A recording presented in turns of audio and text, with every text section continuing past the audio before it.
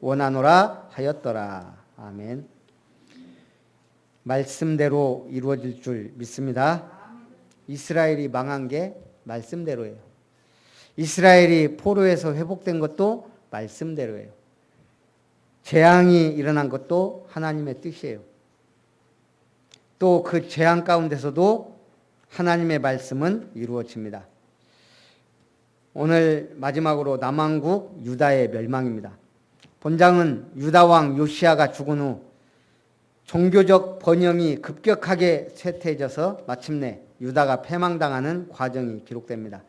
요시야의 뒤를 이은 네 왕, 요시야의 세 아들과 한 손자, 이 네 명의 왕이 다 같이 이방 왕들에 의해 수모를 당하며 불과 요시야 왕 사후 23년 만에 나라가 멸망하게 됩니다. 이 이유가 뭐예요? 하나님의 말씀대로 살지 못했기 때문에. 지금 중국 80년 만에 100년 만에 최고 홍수 피해를 지금 내고 있다 그러면 1200만 명이 수재민이 발생하고요. 지금 산샤댐이 문해진에 만회하면서 SNS가 지금 계속 난리예요. 일본 남부도 기록적 폭우로 사망 실종자가 70명 넘어서며 엄청난 피해를 보고 있습니다. 여기에 코로나까지 피난처도 더 문제예요. 아베 주특기 골판지로 지금 어떻게 해보려고 계속 지금 그러는데 보통 일이 아니에요. 폭우에 피난 가면 거의 따닥따닥 붙어있는데 코로나 환자 한 명이라도 있다. 지금 보통 재앙이 아니에요. 근데 신기하죠. 이 홍수 전선이 딱 우리나라 비껴서 중국에서 일본으로. 신기해요. 예. 참. 저는 6월절 생각나더라고요. 재앙이 비껴갔구나. 예. 우리가 지금 재앙과 싸울 때가 아닌데, 우리는 지금 영적 싸움을 싸워야 되는데, 전 세계가 워낙 우상숭배가 심하니까 지금 하나님이 뜻을 이루시려고 개혁자 쯔빙글리 1529년 마틴 루터가 개혁의 깃발을 올린 지 12년이 지났을 때 스위스 취리히에 패스트 전염병이 와서 시민 중 절반이 죽어나갔습니다.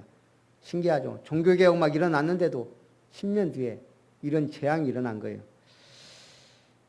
개혁운동에 쌓인 과로로 멀리 온천에서 휴양 중이던 쯔빙글리는 시민들과 생사를 함께하고자 돌아왔습니다. 시장도 부자도 다 떠나버린 도시로 돌아와 죽어가는 병자들을 돌보고 복음을 전했습니다. 쯔빙글리도 패스트에 전염되어 죽어가게 됐습니다. 그가 죽음을 앞두고 찬송을 지어 불렀습니다. 주 뜻대로 하시옵소서. 저는 부족함이 없사옵니다. 회복되든 죽게 되든 저는 주의 그릇입니다.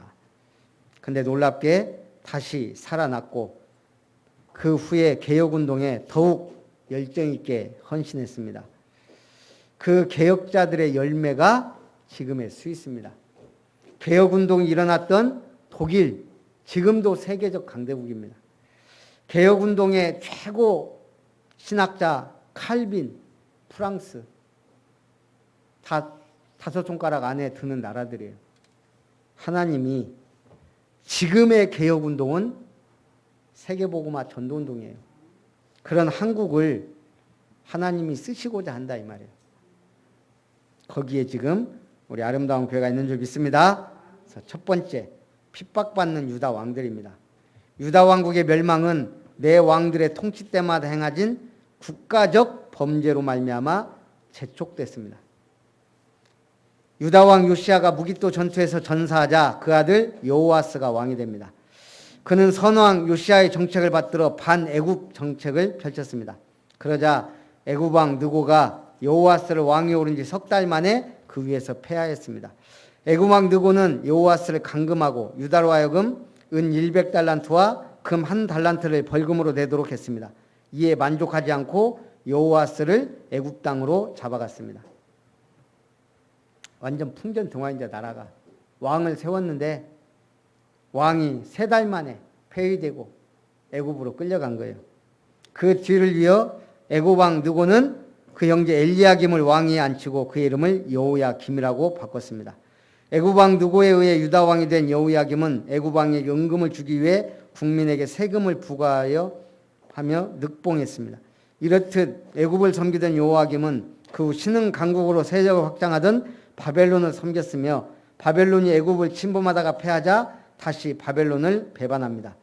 이에 바벨론 왕은 유다를 침략하여 여호야김을 쇠사슬로 결박하여 바벨론으로 잡아갑니다. 요아스 이후에 한 명 왕은 애굽으로 끌려가고 그 다음 왕은 바벨론으로 끌려가고 여호야김이 죽자 그 아들 여호야긴이 18세 나이로 유다 왕이 됩니다. 그가 예루살렘에서 석 달 짧은 기간 동안 치리하면서 여호와 보시기에 악을 행했습니다. 하나님께서 여호야긴의 악행을 보시고 심판의 강도를 늦추지 않고 바벨론으로 다시 유다를 침략하도록 합니다. 바벨론 왕 느부갓네살은 여호야긴과 그 가족들을 바벨론으로 끌고 갔으며 성전 기구를 약탈했습니다. 그리고 바벨론 왕은 여호야긴의 왕위를 폐하고 시드기야를 새 왕으로 임명했습니다. 복음 잃어버린 이스라엘의 결과입니다. 우리가 복음 잃어버리면 어떻게 될까요? 한순간에 끝나요. 이 재앙과 멸망은 한순간이에요. 미국에서 있었던 미국 메릴랜드주의 우주항공국 연구원이며 메릴랜드 대학교 천문학 교수인 김모 박사가 미국에 있는 한인교회에 등록을 한 거예요. 하루는 목사님이 그 가정을 방문했을 때 그에게 물어봤습니다. 아주 똑똑한 사람이잖아요. 인재고. 어떻게 예수 믿게 됐습니까? 이 김 박사가 대답한 겁니다. 저는 서울대학교에서 천문학을 전공하고 미국에 유학 와서도 계속 천문학을 공부했습니다. 그런데 제가 오랫동안 하늘의 별들을 자세히 연구하여 보면 볼수록 내 마음속에 이처럼 정교한 우주가 절대 우연히 생길 수 없다는 느낌이 강하게 일어나기 시작했다는 거예요. 과학자답게. 아무리 봐도 이렇게 질서정연한 우주가 빅뱅이로는 도저히 말도 안 되고. 여러분, 진화론에서 말하는 세포 하나가 생길 확률이 무생물에서 얼마나 될까요? 없어요. 예, 확률도 없다고요. 근데 과학자들이 말하니까 믿는 거예요. 그러더니 우연히 이분은 뭔 생각이냐면 아무도 따라갈 수 없는 아주 위대한 수학자, 물리학자, 샘물학자, 화학자, 광물학자, 건축가, 엔지니어가 아니면 우리가 알고 있는 우주가 생겨날 수 없겠다는 결론을 내린 거예요. 어마어마하게 뛰어난 대단한 그 절대적인 누군가가 만들었다는 결론을 내린 거예요. 그러다가 어느 날 우연히 성경을 접한 거예요. 성경 첫 장, 첫 페이지, 첫째 줄이 뭐예요? 태초에 하나님이 천지를 창조하시니라. 이 사람 답 났을까요? 안 났을까요? 예. 그 고민하던 답이 여기서 딱 끝난 거예요. 아, 태초에 하나님이 천지를 창조하시니라. 맞다. 이거구나. 그래서 스스로 교회를 찾아왔대요. 똑똑한 사람은요, 구원도 똑똑하게 받아요. 무식한 사람은요, 아주 얻어 터지다가 예수 믿고.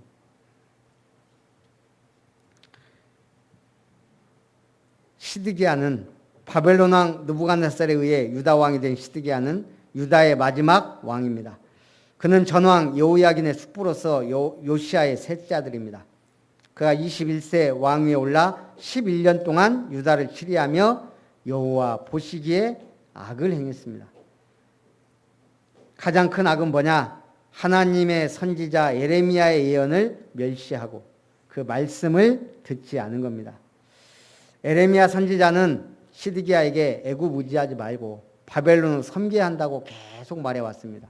그 전에 왕들에게도 왕들이 말을 안 듣는 게 아니고 말씀을 안 들어요. 그렇지 않으면 유다가 멸망할 것이라고 계속 얘기했는데 왕들이 어떻게 했어요? 친바벨론포다 그래서 계속 구덩이에 넣고 죽이려고. 거기다 더 기가 막힌 거, 선지자 예레미야의 예언을 무시한 시드기야와 같이 백성들도 하나님의 사자를 비웃고 말씀을 멸시하고 선지자를 욕했습니다. 그 지도자의 그 백성들. 또한 이방의 모든 가증한 일을 행하며 여호와의 전을 더럽혔습니다. 하나님의 특별한 선민으로 뽑힌 이스라엘 백성들은 하나님의 뜻을 쫓아 그분에게 영광을 돌려야 마땅함에도 불구하고 항상 하나님을 속이고 만우를 여기며 악을 행했습니다. 그래서 에레미야가 15장 1절에 뭐라고 했냐? 모세와 사무엘이 내 앞에 섰다 할지라도 내 마음은 이 백성을 향할 수 없나니 그들을 내 앞에서 쫓아내리라. 에레미야 15장 1절. 야, 모세 같은 사무엘 같은 이런 위대한 지도자가 나와도 이제는 내가 이 백성을 버릴 수밖에 없다. 하나님의 결론이에요. 그래서요, 인본주의를 쓰면 안 돼요. 인본주의를 당해도 쓰면 안 돼요. 제가 캠프 총무를 맡다 보니까 캠프 지금 코로나가 계속 덮치는데 하나님 캠프 해야 됩니까 말아야 됩니까 물어보면 답이 와요 안 와요? 저는 뭐 그 하나님의 음성을 듣는 은사를 못 받았기 때문에 답이 안 와요. 네 믿음대로 해라 이거예요. 그러니까 저는 끝까지 믿음 붙잡고 주님 특별한 일 없으면 저는 갑니다. 합니다. 그러면 주변에서 하지 마라 그래요. 제가 거부할 수 없는 분이 하지 말자 그럼 알겠습니다. 저는 인본주의 안 써요. 위에서 명령 떨어졌으니까. 끝까지 이번에도요 계속 광양하려고 그랬더니 결국은 이번 광양 캠프도 계속 축소했어요. 처음에는 광주 사람들 오지 말게 하자. 목사님들 다 오지 말라고 합시다. 그럼 전 알겠습니다. 뭐 전달하고 결론은 우리 저기 동부시찰도 많이 안 오니까 개교회 중심으로 하자. 그러죠 뭐. 강사만 오면 되니까 다 인터넷으로 드릴 수 있도록 이렇게 하려면 결국 오늘 캠프 아무래도 하기 힘들 것 같다 그래서 알겠습니다. 저는 인본주의 안 썼어요. 위에 분은 기도하고 얘기한 거고 우리가 뭔가 결정할 때요 답 없으면 그냥 가만히 계속 기도하고 기다리고 있으면 돼요. 인본주의 쓰면 손해예요. 제가 신앙생활 해보니까 그렇더라고요. 나만큼은 그냥 인본주의 안 써야 되겠다. 그래도요 계속 갈등이 와요. 시편은 구약시대 찬송가이자 기도서입니다. 종교개혁자 존 칼빈은 시편을 일컬어 인간 영혼의 해부학이다 라고 했습니다. 150편의 시들 속에 인간사의 슬픔, 기쁨, 탄식, 감격, 감사, 찬양이 골고루 녹아있기 때문에 그래서 예수님도 시편을 잘 인용하셨습니다. 그 시편 중에 대표적 시가 몇 편? 또 아름다운 성도님들이 대표적인 시는 23편이고 우리 교회 주제는 16편이에요. 23편이 누구 시예요? 다윗이. 왕이 돼갖고 노을을 바라보면서 왕궁 위에서 지은 시인가요? 사울왕에게 쫓기면서 목숨이 왔다 갔다 할 때 지은 시예요. 여호와는 나의 목자시니 내게 부족함이 없으리로다. 내가 사망의 음침한 골짜기로 다닐지라도 해를 두려워하지 않을 것은 사망의 음침한 골짜기에 있는 자신을 보면서 쓴 시예요. 그러나 나는 두려워하지 않는다. 그게 시편 23편이에요. 1950년 6.25 전쟁이 일어나자 파죽지세로 인민군에 쫓겨 정부가 진해로 옮겨갔습니다. 메가더 사령부는 한국 정부를 일본으로 옮기라고 권유합니다. 이때 이승만 대통령이 내가 진해 바다에 빠져 죽을지언정 이 땅을 떠나지 않겠다며 진해를 지켰습니다. 인민군들이 쏘는 포소리를 들으며 정부가 버티고 있었습니다. 그리고 정부가 진해로 옮겨간 첫 주 예배를 드릴 때 연세대 교수였던 나운영 교수가 성가대 지휘자라 그럽니다. 나운영 교수는 피난정부에서 드리는 첫 예배에 찬양을 무슨 곡으로 할까 하다가 시편 23편을 친히 작곡해서 부르기로 하고 시편 23편을 작곡해서 밤을 새워 작곡하고 첫 예배 찬양으로 불렀습니다. 지금 피난 중에 예배 드리는 거예요. 그러면서 찬양하면서 시편 23편을 하면서 설명을 한 거예요. 이 곡은 다윗이 피난 생활하면서 지은 찬양입니다. 지금 우리가 피난 가운데 이 찬양을 부르게 됐습니다. 쫙 찬양하고 그랬더니 대통령이 막 우는 거예요. 거기 있는 다 모든 사람이 다 우는 거예요. 눈물바다. 그러면서 하나님이 이 나라를 공산화의 위험에서 지켜달라고 기도한 거예요. 눈물의 기도. 그 기도가 응답되어 오늘의 한국이 있는 거예요. 나는 그냥 스쳐 지나간 듯이 한번 기도했을지 모르지만 그게 미래의 나의 응답이에요. 그래서 여러분 기도가 너무 중요합니다. 믿음의 고백 너무 중요해요. 기도가 안 되는 분은 기도 안 해도 괜찮아요. 믿음의 고백만 잘해도 그것도 기도예요. 우리가 아무리 어렵고 힘들어도 기도할 수 있다면 그게 힘입니다. 결국 유다의 멸망과 포로 귀환입니다. 하나님께서는 남왕국 유다를 진노의 심판에서 피하게 하기 위해 선지자들을 보내 끝까지 회개를 촉구했습니다. 그러나 왕을 비롯해 백성들은 회개하지 않고 끝까지 죄를 범했습니다. 그러므로 남왕국 유다는 더 이상 하나님의 진노를 지체할 수 없도록 만들었던 겁니다. 유다의 청년들은 성전에서 죽임을 당해야 했으며 청년 남녀와 노인과 백발 노인도 긍휼히 여김을 받지 못했습니다. 성전 보물과 왕궁 보물과 방백들의 보물은 다 약탈되었고 하나님의 성전과 궁실은 불태워지고 예루살렘 성은 허물어졌습니다. 또 목숨 부지한 자들은 바벨론에 끌려가 노예 생활을 했습니다. 가난하고 나약하고 병든 자들만 예루살렘을 지키게 된 거예요. 에레미야 선지자는 바벨론으로 끌려간 유다 백성이 70년 후에 유대 땅으로 귀환할 것을 예언했습니다. 오늘 하나님의 말씀대로 21절 여호와께서 에레미야의 입으로 하신 말씀이 이루어졌더라. 22절 바사의 고레스 왕 원년에 여호와께서 에레미야의 입으로 하신 말씀을 이루시려고 여호와께서 바사 왕 고레스의 왕을 마음을 감동시키시매. 바사는 페르시아 제국이에요. 페르시아의 초대왕 고레스가 하나님을 믿었겠어요? 알겠어요? 그런데 꿈으로 계시를 했든지 하나님이 바사의 고레스 왕의 마음을 감동시키사 그가 온 나라에 공포하고 조서를 내려 뭐라고요? 하늘의 신 여호와께서 세상 만국을 내게 주셨고 나에게 명령하여 유다 예루살렘의 성전을 건축하라 하셨나니 너희 중 그의 백성된 자는 다 올라갈지어다. 너희 하나님 여호와께서 함께 하시기를 원하노라. 하나님의 언약 성취의 여정이요 기가 막히게 이루어집니다. 거기에 누가 쓰임 받았냐? 바사왕 고레스가 쓰임 받았습니다.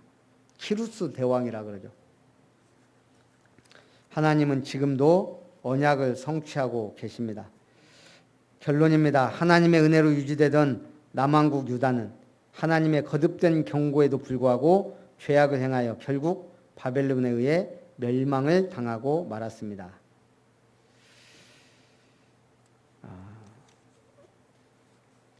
미국 교회, 유럽 교회가 여지없이 무너지는 게 소수 차별금지법이 발현되고 나서부터예요. 근데 이제 우리나라도 그렇게 됐어요. 영적으로 심각한 상황이라는 거예요. 어떤 분은 이 정부 들어서 영적으로 너무너무 피폐해졌다. 그래서 우리가 기도하면서 이제 예행 연습을 할 때가 됐어요. 내 집을 가정교회로 만들자. 이제는요, 이게 이제 계속 이제 발전되면 조금만 잘못된 설교를 해도 범법자가 돼요. 누가 신고하면 문제가 돼요. 그래서 우리는 이제 내 집 교회 만들고 예배 드릴 수 있는 예배를 연습하고 훈련하고 드려야 돼요. 딱 시간표도 맞게 내 집 교회 만들기 메시지 나오자마자 지금 사회적 거리두기 해갖고 교회 예배 외에 그것도 50명 이상씩 예배 드릴 수도 없고 모든 친교, 식사 다 하지 말라. 무슨 데프콘 2도 아니고 2급 경계 명령이 떨어졌어요.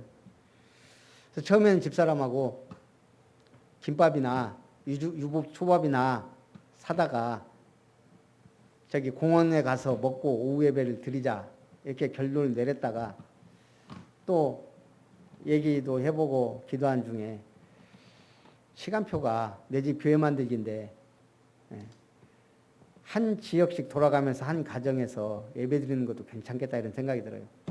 예를 들면 이번 주는 신대에서 만약에 이번 주에 우리 내 집 교회 설립 예배 드리겠습니다 하면 거기부터 저는 7월 17일 못 박았고 권사님은 8월 5일 못 박았으니까 빨리 누가 살롬교회라 그랬죠?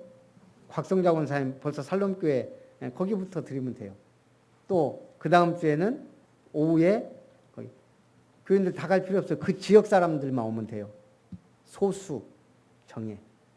그렇게 해서 예배 드리면 어떨까? 그래서 우리 수예배 끝나고 제가 지금 얘기하는 건 기도하면서 생각해 보라고.